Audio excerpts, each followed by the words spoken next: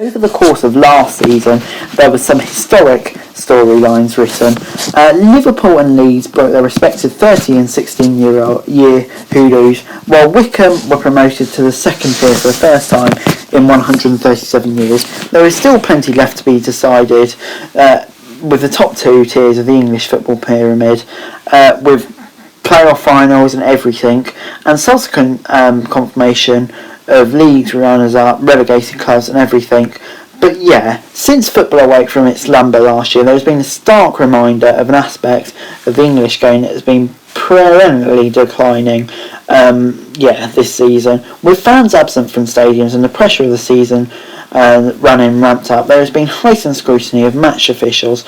Largely they have faltered, with wholesale changes to make up of the elite refereeing group in this country being mooted. So why exactly has the standard of English refereeing become so poor? There's a variety of complexities requiring consideration, all of which is entrenched in English football culture and in turn an obvious downside of their general performances. The first and perhaps most simple reason is that they are not paid enough. Numbers are lower than you might think, even with the preconceptions about the vast disparity in wages between the match officials and their elite level players they play with. According to Goal, at the top end, Premier League referees are salaried so they get regular wage with match fees on top of that. Referees in the top flight of England can earn as much as $70,000 a year. They are paid a basic year retainer of $38,500 and $42,000 based on experience, and are paid $1,150 per match on top of that. The range for the top flight English football referees salaries is slightly higher than the average for full-time workers in the UK, around $35,000 for context, and the upper limit of a base annual wage of $42,000 is similar to that of a train driver. For a more direct relative comparison, it is instructive to look at how much fees are being paid to refs in this country to weigh up against the officials elsewhere in the continent's top flights. Whereas Premier League referees earn £1,150 a game, officials in top divisions across Europe earn more than $6,000 a game.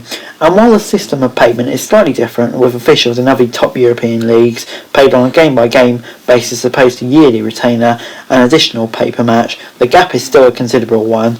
This brings us onto a normalised level of vitriol levelled at our officials, to the point where they has simply become part of the game. There is a history of abuse towards referee, so perhaps naturally there is an occasional willingness on their part to rail against the standing in a cultural football consensus, and yet while there is ultimately not an easy job to do, it has become increasingly common to watch the game sidetracked by almost depressing state as some of the entrusted with overseeing the action. So too are the laws of the game once more presented with more problems than solutions for those charged enforcing them. The waters are quite muddy generally in terms of law, and they are way too interpreted. We're too quick to blame VAR. That being said, this is not a defence of VAR or of the general standing of refereeing. I undoubtedly, like many others, am holding my hands up to the fact that my opinion of VAR has changed a number of times across the season, but now more than ever it's becoming clear with the officials that they just simply aren't good enough. It often feels like officials rely on referee right now as a safety blanket. There is often criticism of VAR, the technology, rather than the fact that the standards of refereeing just simply isn't good enough. It is apparent the overall standard of refereeing has decreased, particularly in the Premier League, in a manner curiously juxtaposing the development of the level of players competing it since its inception in 1992. In an interview with the Set Pieces, Keith Hackett, a referee for more than 30 years between the Football League and the Premier League, made the point that quite often they aren't in the right position at the right time.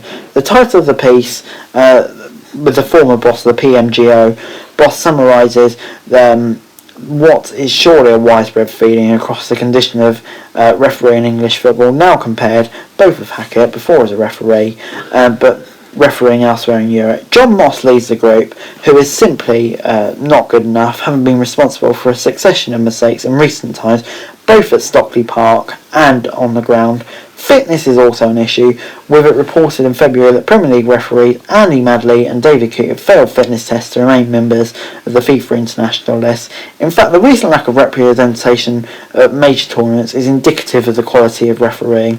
Since the English trio of Howard Webb, Darren Cann and Mike Mularkey officiated the 2010 World Cup finals. England's refereed teams have been part of the teams assigned to matches in just 3 of the 18 games since the semi-final stage.